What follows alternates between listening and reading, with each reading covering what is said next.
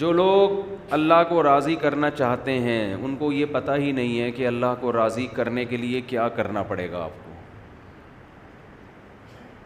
ہمارے حضرت ایک بات فرمایا کرتے تھے کہ جو دیندار بننا چاہتے ہیں ان کو دیندار بننا آتا نہیں ہے. دیکھو ہر چیز سیکھنی پڑتی ہے. آپ اگر صحت مند بننا چاہتے ہو تو کیا صرف محنت سے بن جاؤ گے؟ صحت مند بننا آنا چاہیے. وہ ڈاکٹر بتائے گا، حکیم بتائے گا، وہ صحت کی ڈیفینیشن بھی بتائے گا کہ صحت کا مطلب کیا ہے. آپ سمجھ رہے ہو کہ صحت کا مطلب ہے کہ ایسے گول گپا ہو جاؤں میں. عام نارمل آدمی یہی سمجھتا ہے. پتلے لوگ موٹوں کو دیکھ کے حسرت کرتے ہیں کاش ہم بھی صحت مند ہوتے.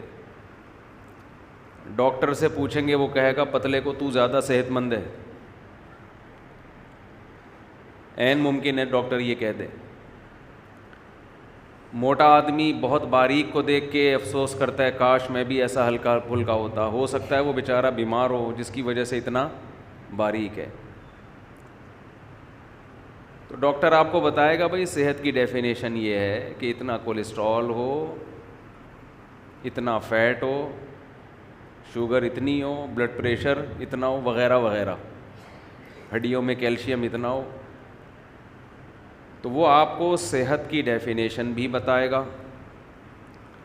اور پھر آپ اس سے سیکھیں گے کہ اس معیار تک، اس ہدف تک پہنچنے کے لیے مجھے کیا کھانا ہے اور کن چیزوں سے ایوائڈ کرنا ہے، ایکسرسائز کون سی کرنی ہے کون سی نہیں کرنی ہے، وغیرہ وغیرہ.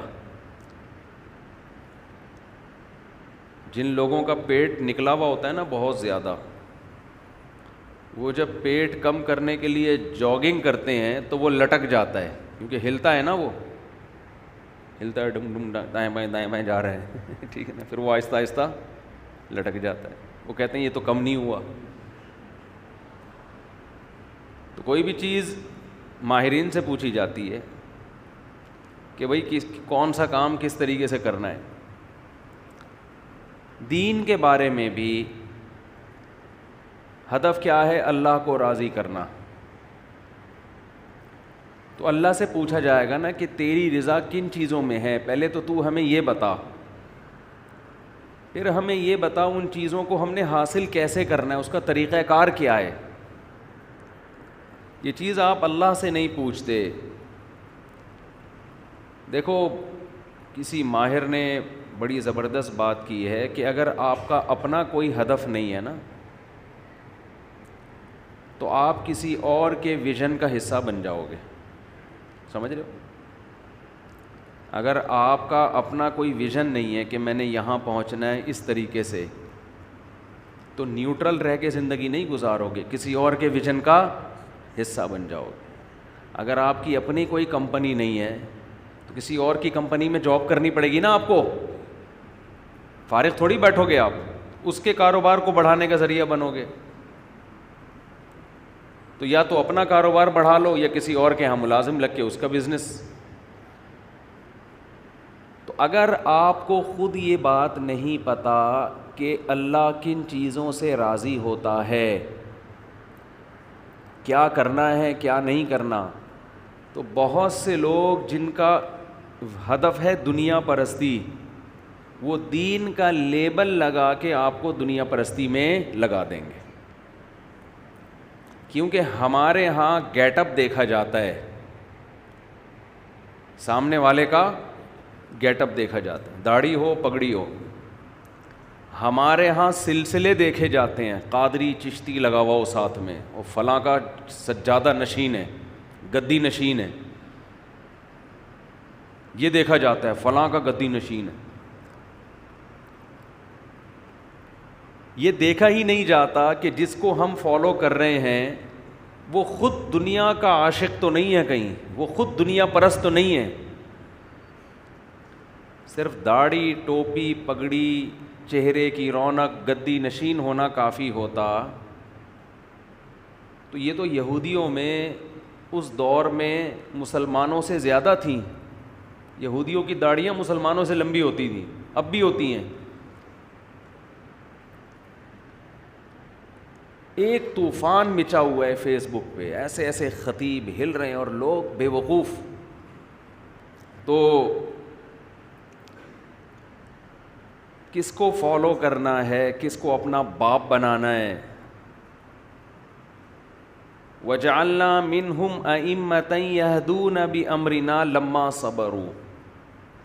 دیکھو ایسا نہیں ہو سکتا کہ آپ انسان کو فالو نہ کرو. آپ کو میں کتابوں کو مانتا ہوں، کسی شخص کو فالو نہیں کرتا. یہ کہنے کی باتیں ہیں، حقیقت کی دنیا میں یہ نہیں ہو سکتا. جو لوگ کہتے ہیں نا ہم صرف کتابوں کو مانتے ہیں، بابوں کو نہیں مانتے، اماموں کو نہیں مانتے، تو ایسے لوگوں کو بھی ان کے ماتحتوں نے باپ بنایا ہوا ہوتا ہے. وہ اس بابے کو بابا مان رہے ہوتے ہیں. بابے کی ڈیفینیشن کیا ہے؟ جس کو آپ فالو کرو وہ آپ کا بابا ہے، چاہے وہ جوان ہو چاہے وہ بوڑھا ہو. جس کو آپ فالو کر رہے ہیں وہ آپ کا کیا ہے؟ بابا ہے. تو انسان ہمیشہ انسان کو فالو کرتا آ رہا ہے. تبھی تو اللہ نے پیغمبر بھیجے نا انسان، ان کو فالو کرو. ایسے نہیں دے دیا کہ کتابیں دے کے پیغمبر چلے گئے کہ بس کتاب کو فالو کرو. کبھی بھی ایسا نہیں ہوا. ہر پیغمبر کتاب بھی لایا اور ساتھ ساتھ کہا کہ اس کتاب کو سمجھنے میں فالو کس کو کرنا ہے؟ مجھے. اور پیغمبر ایسے افراد دنیا میں چھوڑ کر گئے کتاب کے ساتھ کہ اب کتاب کے ساتھ ساتھ ان افراد کو فالو کرنا ہے. پھر وہ افراد ایسے افراد کو چھوڑ کر گئے، کتاب بھی دے کر گئے اور کتاب سکھانے والے افراد بھی دے کر گئے اور بتا کر گئے کہ اب کتاب کو سمجھنے میں فالو ان کو کرنا ہے. یہ سلسلہ 1400 سال سے آج تک چلا آ رہا ہے. کتاب بابے کے بغیر سمجھی نہیں جا سکتی. جس نے بھی سمجھی ہے گمراہ ہوا ہے، وہ برباد ہو گیا ہے، وہ سیدھے راستے سے ہٹ گیا ہے وہ. اور یہ اللہ کی سنت ہمیشہ سے رہی ہے. وَجَعَلْنَا مِنْهُمْ أَئِمَّةً يَهْدُونَ بِأَمْرِنَا. اللہ فرماتے ہیں بنی اسرائیل میں ہم نے ایسے امام بنائے تھے جو ہماری ہدایات پر لوگوں کو سیدھا راستہ دکھایا کرتے تھے. عام پبلک ان اماموں کو فالو کرتی تھی. تو پبلک ہمیشہ انسان کو فالو کرے گی، کسی بابے کو فالو کرے گی. بابے کو آپ اپنی ڈکشنری سے نکال نہیں سکتے. نکال دیا تو غامدیت ہے. غامدی بغیر بابے کے قرآن کو فالو کرتے ہیں اور اسلامی تعلیمات کی ایسی کی تیسی کر دی. حضرت عیسیٰ علیہ السلام کی حیات کا انکار کر دیا کہ آسمانوں پہ زندہ نہیں ہے، جو پوری امت کا ہمیشہ سے اجماعی مسئلہ ہے. قادیانیوں کے بارے میں کہہ دیا کہ ہم ان کو کافر نہیں کہہ سکتے. گھمانے کو بہت چیزیں گھمائی جا سکتی. غیر اسلامی ریاستوں کے بارے میں کہہ دیا کہ وہاں جمعہ نہیں ہوتا، کہ جمعہ پڑھانا حاکم کا کام ہے، اسلامی حکومت کا کام ہے. ان سب کے جواب میں دے چکا ہوں. اور پتہ نہیں کیا کیا کیا ہے. قراءتوں کا انکار کر دیا، بہت ساری حدیثوں کا انکار کر دیا، اس لیے کہ اخپل طریقے سے قرآن کو سمجھنے کی کوشش کی. ضلوا و اضلوا، خود بھی گمراہ اور لوگوں کو بھی گمراہ.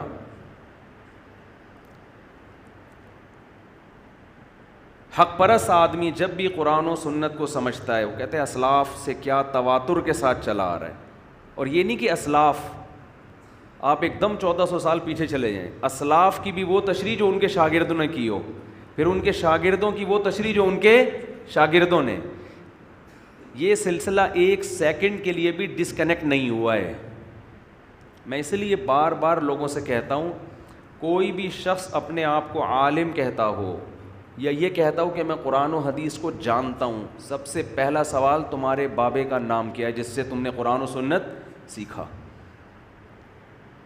اور اس بابے کو ہم جب مانیں گے کہ جب وہ اپنے بابے کا نام بتائے، اور اس دادا بابا کو ہم جب مانیں گے جب پردادا بابے کا نام بتائے. یہ سلسلہ محمد صلی اللہ علیہ وسلم تک سند متصل کے ساتھ چلنا ضروری ہے. درمیان میں ایک بابا بھی مارکیٹ سے شارٹ ہو گیا، روحانی لحاظ سے آپ ثابت النسب نہیں ہو. آپ کی اس کا مطلب اوپر جا کے کوئی ایسا بابا آ رہا ہے جس نے کسی کو بابا نہیں بنایا اور اس نے خود سے قرآن و حدیث کو سمجھا ہے. جو خود سے سمجھے گا اسلاف کی رائے کو ہٹا کے وہ یقیناً گمراہ ہوگا. یہاں پھر میں ایک بات کہتا ہوں کہ انہی بابوں کے سلسلوں میں اچھے بابے بھی ہیں اور گمراہ بابے بھی ہیں. بہت سے گمراہ لوگ اپنا سلسلہ پیش کر دیں گے, ہم نے فلاں سے سیکھا, اس نے فلاں سے سیکھا, اس نے. سند کافی نہیں ہے, سند پہلی سیڑھی ہے اہل حق کے گروہ میں شامل ہونے کے لیے. اس کے بعد بھی کچھ شرطیں ہیں, سمجھ رہے ہو, اس کے بعد بھی کچھ شرطیں. وہ شرطیں یہ ہیں کہ یہ سلسلہ بھی اہل حق کا ہو, اہل باطل کا نہ ہو, درمیان میں کوئی بابا گمراہ نہ آ رہا ہو. اہل حق بابوں کی ڈیٹیل پیش کرنی پڑے گی. تو اگر بابے ہی نہیں ہیں, اس کا مطلب تو یہ ہوا, دیکھو صحابہ سے زیادہ کوئی ہے جو قرآن کو سمجھ سکے, ان کی زبان میں نازل ہوا. لیکن قرآن کیا کہتا ہے کہ نبی ان کو سکھائیں گے. یعلمہم الکتاب, قرآن ان کو کون سکھائے گا؟ نبی. یہ اخپل طریقے سے سمجھنے کی کوشش نہیں کریں گے, نبی سکھائیں گے, ان کو گائیڈ کریں گے. یہ مطلب ہے اس کا, یہ والا مطلب نہیں ہے, یہ والا مطلب صحیح ہے. پھر تابعین کی جماعت جب آئی تو جیسے صحابہ براہ راست قرآن نہیں سمجھ سکتے تھے, تو کیا تابعین سمجھ سکتے تھے؟ ان کو گائیڈ کس نے کیا؟ صحابہ نے. پھر تبع تابعین کو گائیڈ کس نے کیا؟ تابعین نے. تو یہ سلسلہ صدیوں سے آج تک چلا آ رہا ہے. ہمارے تمام دینی مدرسوں میں جب حدیث پڑھائی جاتی ہے, قرآن پڑھایا جاتا ہے, پوری سندیں آج تک الحمدللہ سب کے پاس محفوظ ہیں. ہاں انہی میں گمراہ بھی ہو جاتے ہیں.